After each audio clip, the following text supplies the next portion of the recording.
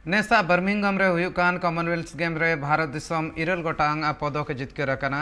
आना भितर नेल हुयुग खान दो किछि नोकाना पदक को हेजना जहां को चेतान रे भारत दिसम पालेन आस उना बाय दहलेआ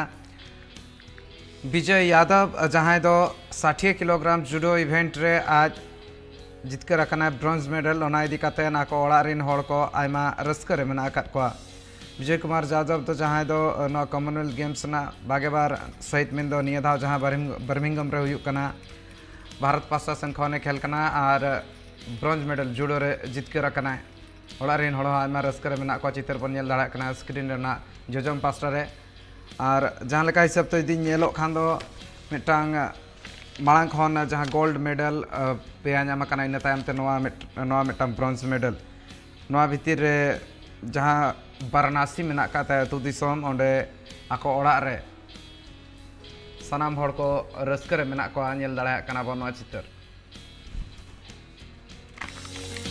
शुरुआत तो बहुत कष्टदायक थी था।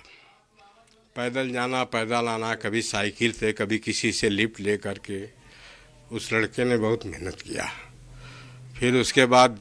यहाँ से बनारस से गोरखपुर चला गया, फिर वहाँ से सहारनपुर चला गया। उसके बाद फिर वो अपना बढ़ते रहा। इस समय भोपाल के साई सेंटर में है